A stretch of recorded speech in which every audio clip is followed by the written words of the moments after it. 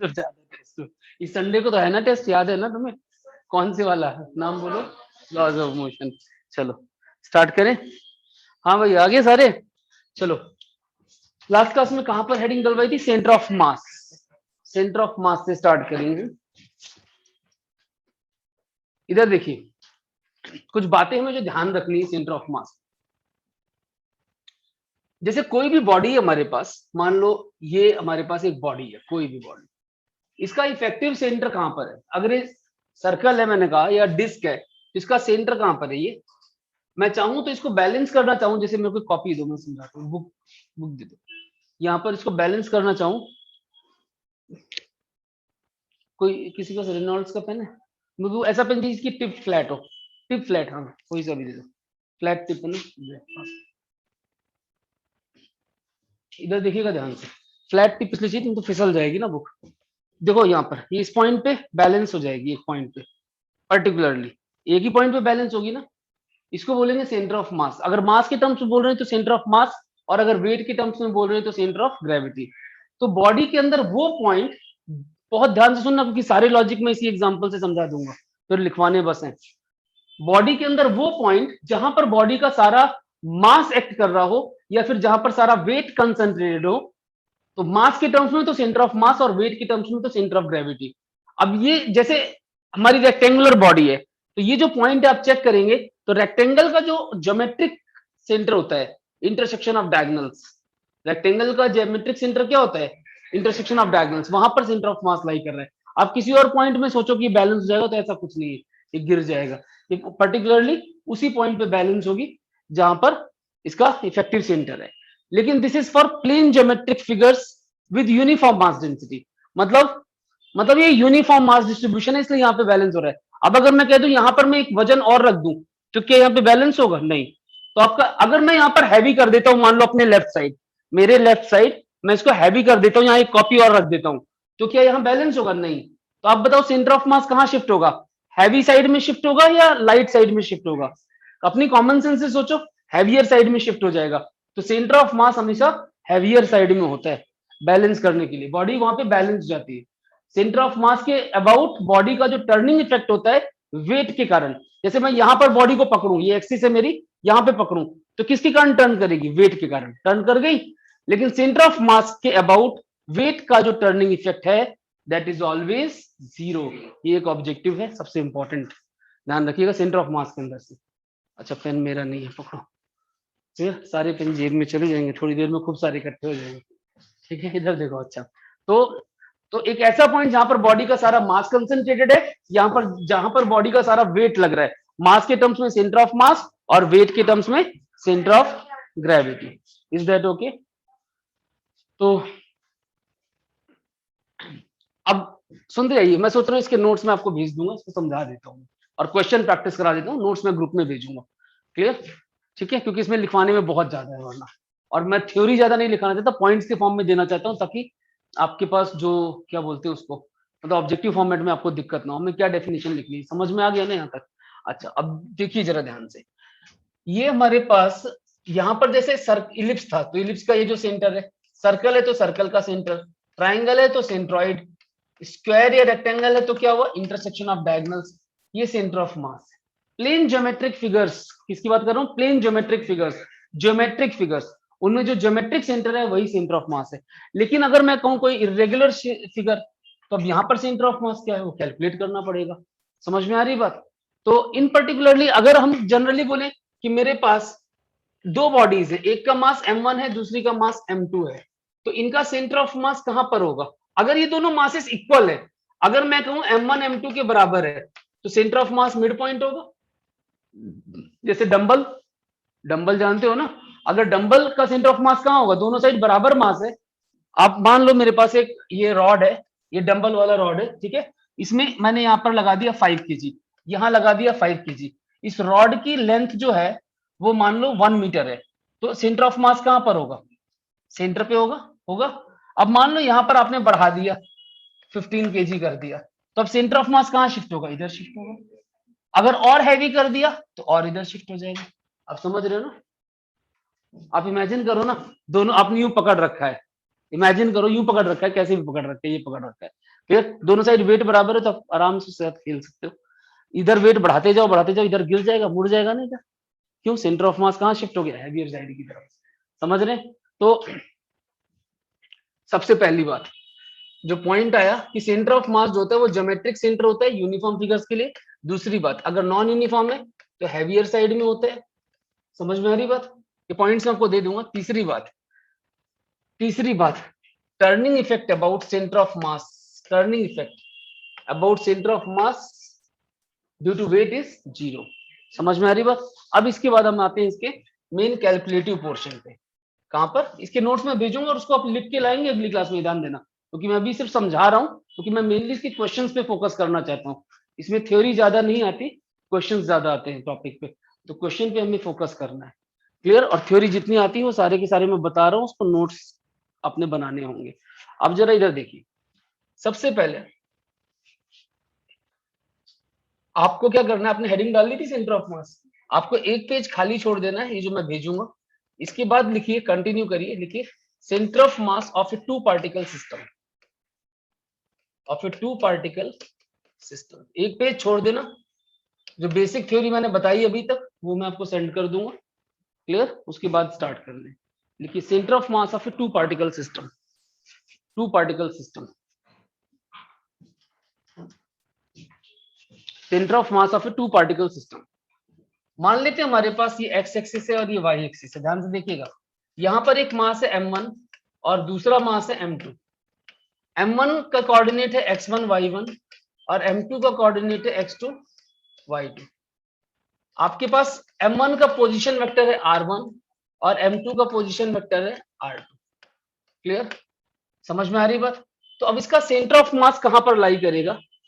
हम मान लेते हैं ये कोई भी पॉइंट है, सेंटर ऑफ मास है, इसके कोऑर्डिनेट है एक्स वाई और इसका पोजीशन वेक्टर है आर। सेंटर ऑफ मास को सीएम लिख दिया। समझ में आ रही बात? तो इन particularly m1 and m2 are two masses, इनके कोऑर्डिनेट्स मालूम है, इनका पोजीशन वेक्टर मालूम है। तो सेंटर ऑफ मास का जो पोजीशन वेक्टर होगा वो हमेशा होगा, याद रखिएगा, m1 r1 plus m2 r2, दो पार्टिकल्स के लिए, अपॉन में m1 प्लस m2। अब कोई बोले तीन पार्टिकल्स है, तो ये मैंने आगे लिखा नहीं, आप अपने आप समझ जाना, dash dash dash. Two particle है तो m2 r2, तीन होंगे तो m3 r3 m4 r4, और नीचे भी वो उतने ही मास हो जाएंगे। Is that okay? Clear? Are centre of mass. अब आप देखिए आर सेंटर ऑफ मास क्या होता है, एक्स आई कैप प्लस वाई जे कैप। R1 क्या है, x1i प्लस y1j, R2 क्या है, x2i प्लस y2j। तो यहां से आप x सेंटर ऑफ मास निकाल सकते हैं। क्या होगा? Coordinates m1 x1 plus m2 x2 upon बोलो m1 प्लस m2, दो पार्टिकल्स के लिए, तीन होंगे तो आगे बढ़ा देंगे। y सेंटर ऑफ मास क्या होगा, m1 y1, बहुत आसान है formula, m2 y2 upon m1 plus m2। ये हो गया, ये क्या हो गया, coordinates of centre of mass. ये सबसे पहला क्या था, this is position vector of centre of mass and these are coordinates, position coordinates of center of mass of a two particle system. In case the system is of 3 or 4 particles, it's very simple, yes or no, 3 या 4 particle होंगे तो उतना ही extend कर देंगे। Clear है? इसके बाद ये पहला पॉइंट था। दूसरा, इसके अंदर अगर हमसे कोई बोले वेलोसिटी ऑफ सेंटर ऑफ मास, अगर पार्टिकल मूव कर रहा है, सिस्टम मूव कर रहा है, तो वेलोसिटी ऑफ सेंटर ऑफ मास अगर आपको चाहिए तो आपको पता है दोनों साइड डिफरेंशिएट करेंगे, वेलोसिटी आ जाएगी। बोलो हाँ या ना? हेलो? तो आर का डिफरेंशिएशन क्या होगा, v। तो velocity of centre of mass will be, करने की जरूरत नहीं, डायरेक्ट आ रही है, m1 बोलो क्या होना चाहिए, v1 प्लस m2 बोलो v2 upon m1 plus m2। अगर तीन होंगे तो बढ़ा दूंगा। This is velocity of centre of मास। इसके बाद अगर कोई मुझसे बोले acceleration of centre of mass, acceleration of centre of मास, तो एक्सेलरेशन विल बी, इसका derivative D by D T कर दो दोनों साइड, तो ये क्या बन जाएगा, m1 a1, शाबाश। अगला m2 a2 और नीचे जल्दी बोलो m1 plus m2, yes. Clear है, समझ में आ रही बात। इन पर्टिकुलरली ये वैल्यू आ गई आपकी centre of mass of a two particle system. Clear है, सबको समझ में आ गया। अच्छा अब देखिए, तो हमारे पास पोजीशन वेक्टर आ गया, कोऑर्डिनेट आ गया, वेलोसिटी आ गई और एक्सेलरेशन आ गया। तो आप इसको नोट करिए फटाफट यहां तक। इसके पहले मैंने जो जगह छुड़वाई वो किसके लिए छुड़वाई है, डेफिनेशंस और जो पॉइंट्स आपको डायग्राम छोटे से कौन से ज्योमेट्रिक सेंटर वेंटर वो सब बेसिक बातें लिखने के लिए।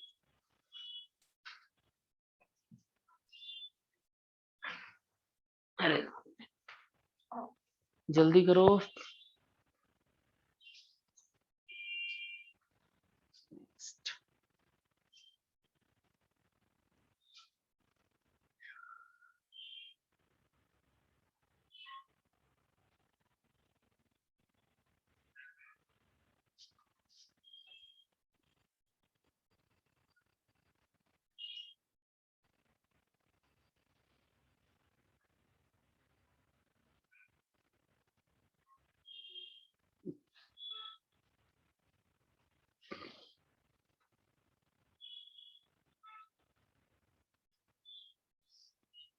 तो ये टू पार्टिकल के लिए अपने पढ़ा 3 4 5 जितने भी हो आप एक्सटेंशन अपने आप कर सकते हो ना।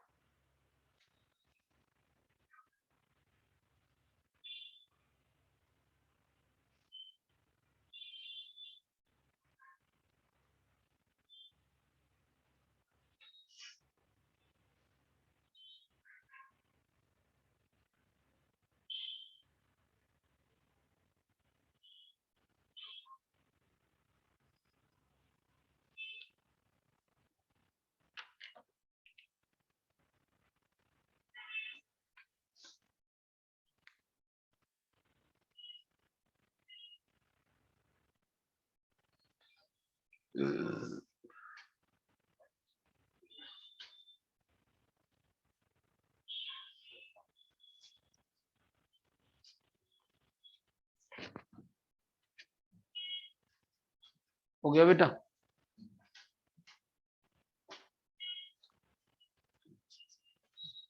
ये है टू पार्टिकल के लिए। अब एन पार्टिकल के लिए क्या हो गया, यहां तक कंप्लीट करो, जनरलाइज कर देते हैं। हटा दो, लिख लिया ना सबने। अब इसके बाद लिखिए स्टार मार्क करके for a N particle system, N number of particle for N particle system.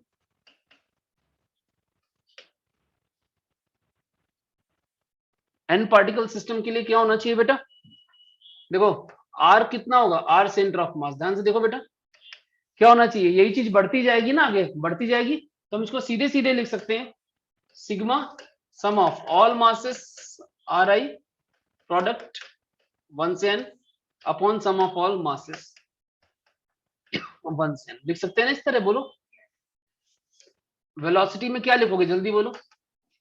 Are आई की जगह वी आई और एक्सीलरेशन में क्या लिखोगे, ए आई लिख लोगे। 1 2 नोट कर लीजिए। और आर के आगे हम ये भी लिख सकते हैं जो कोऑर्डिनेट चाहिए अगर मुझे यहां से, तो एक्स कितना होगा summation M I X I I 1 to n upon sum of all masses. इसी तरह y कितना होगा जल्दी बोलो, summation M I Y I I 1 to n upon summation M I. अब ये तो सिर्फ लिखने वाली बात है, बाकी आपको पता है इसका मतलब क्या होता है। इसका मतलब ये होता है कि उसी फॉर्मूले में बढ़ाते जाओ, यस और नो, है ना। अब कोई सिग्मा देख के घबरा जाए कहीं कोई ऑप्शन हो कि सर ने क्या लिख दिया या एग्जाम में क्या आ गया।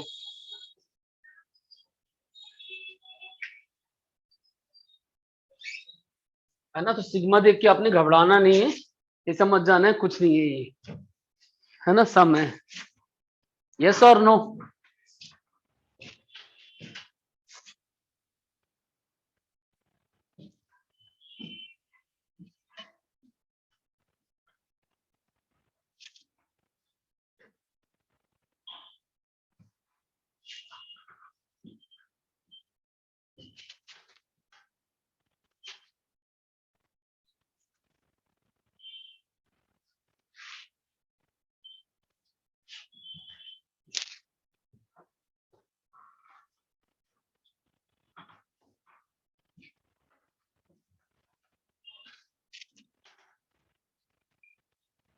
हाँ भाई हो गया, अगला लिखिए।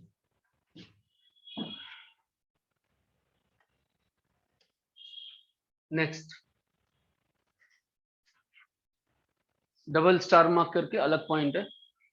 For plane geometric figures, for plane geometric figures with uniform mass density, with uniform mass density, plane geometric figures bracket में कर दीजिए with uniform mass density, with uniform mass density। क्या बोलना चाहता हूं मैं, सुनिएगा। अगर हमारे पास कोई ऐसा फिगर आ जाए जिसमें मास डेंसिटी यूनिफॉर्म है, जैसे ज्योमेट्रिक फिगर, मैं कहूं इसका सेंटर ऑफ मास निकालो, समझ रहे हैं। अब मास डेंसिटी यूनिफॉर्म मतलब ऐसा नहीं है सारा एक मटेरियल का बना हुआ है, ऐसा भी तो कर सकते हैं ना, आधा आयरन का आधा प्लास्टिक का। तो अलग अलग डेंसिटी नहीं होनी चाहिए, एक ही मटेरियल होना चाहिए। यूनिफॉर्म मास डेंसिटी वाले जो फिगर होते हैं उनमें आप मास की जगह एरिया भी यूज कर सकते हैं। क्या यूज कर सकते हैं, एरिया। मतलब एक्स कोऑर्डिनेट क्या हो जाएगा, a1 x1 plus a2 x2 upon a1 plus a2, और y कोऑर्डिनेट क्या हो जाएगा बोलो, a1 y1 plus a2 y2 upon a1 plus a2। अब कोई ये सोच सकता है कि भाई ऐसा क्यों करते हैं, m की जगह एरिया क्यों ले लिया हमने, what is the reason behind it. कुछ भी नहीं, रीजन ये है कि मास होता है वॉल्यूम इनटू डेंसिटी, बोलो। और वॉल्यूम होती है area into thickness, T is what, thickness into density. T क्या है यहाँ पे, थिकनेस। अब अगर यूनिक प्लेन फिगर है तो थिकनेस भी कांस्टेंट है और डेंसिटी भी कांस्टेंट है, तो जो मास की रेशियो होगी वो एरिया की रेशियो के बराबर होगी। समझ रहे हैं ना, एटी रो। तो this is directly proportional to area if thickness and density is constant. Yes और नो, फॉर्मूला नोट करिए, फॉर्मेट नोट करिए जल्दी। क्लियर है,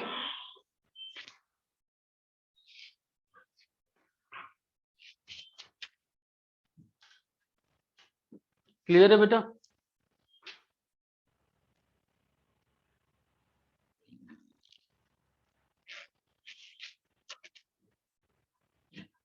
अगला बढ़े,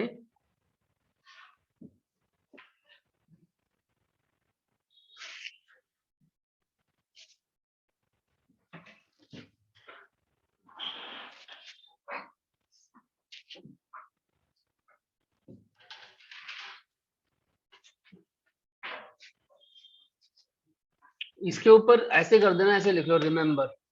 जो आपने ये पॉइंट लिखा था ना स्टार मार्क करके, इसको पहला पॉइंट कर देना, क्योंकि और भी पॉइंट आएंगे फिर बार बार स्टार मार्क करेंगे। ऊपर लिख दीजिए रिमेंबर और स्टार के साथ पहला पॉइंट कर दो। स्टार कौन सा पॉइंट था, पहला पॉइंट। मतलब मास can be replaced by area if density is uniform. और क्यों रिप्लेस्ड, रीजन भी आपको समझा दिया। डाउट है किसी को, क्लियर है सबको यहाँ तक, क्लियर है ना। अच्छा अब आगे देखिए जरा। इसके बाद दूसरा पॉइंट, अगर मान लो दो मासेस है m1 m2, क्लियर, इनके बीच का डिस्टेंस दिया हुआ है r। अब सेंटर ऑफ मास किसके पास होगा, हैवी वाले के पास।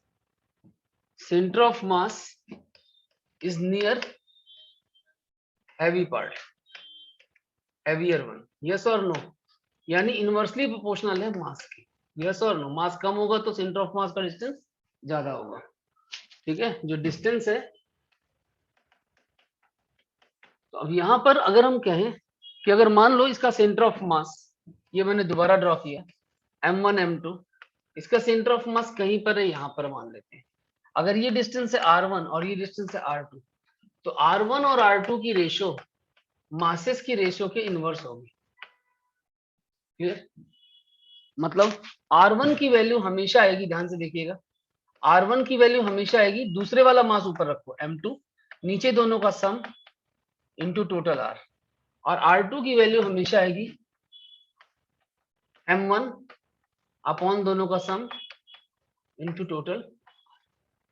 तो r1 r2 निकालने का ये आसान सा तरीका है। अगर दोनों बॉडीज के बीच का टोटल डिस्टेंस दिया हुआ है तो सेंटर ऑफ मास कितना होगा। क्लियर, अगर आपको थोड़ी सी मैथ्स आती है तो ये फॉर्मूले भी याद करने की जरूरत नहीं है। कैसे, अगर ratio r1 by r2 is m2 by m1, तो रेशियो प्रोपोर्शन आपने किया होगा छोटी क्लासेस में। m2 का मतलब होता है m2 ऊपर होगा और नीचे दोनों का सम होगा, पता है ना, और इनटू टोटल वैल्यू r, यही आ गया ना। और m वाले में क्या हुआ, m1 ऊपर होगा, नीचे दोनों का सम, और यहाँ r। अब m1 वाला किसके लिए, r2 के लिए, और m2 वाला किसके लिए, r1 के लिए। यही हुआ ना, ठीक है। तो रटने की भी जरूरत नहीं है। अगर आपको थोड़ा सा मैथ्स आती है और नहीं भी याद तो यार कुछ नहीं, नीचे सम है और दूसरे वाला मास ऊपर है, जिससे डिस्टेंस निकाल रहे हैं दूसरे वाला ऊपर है, ठीक है, क्लियर। और कहाँ से आए, रेशियो एंड प्रोपोर्शन से। Okay to all of you, very good, note करिए फटाफट।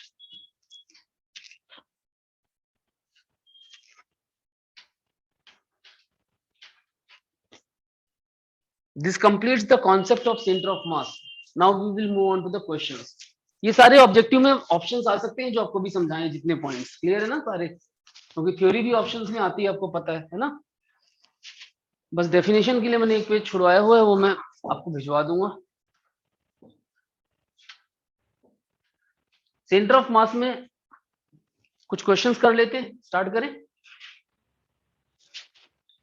ये लिख लिया सबने, हटा दूं मैं?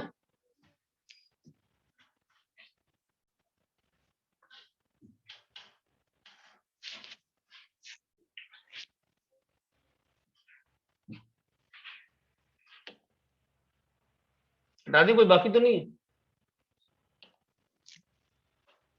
आज ही एनसीईआरटी ओपन करिए, क्वेश्चंस करते हैं।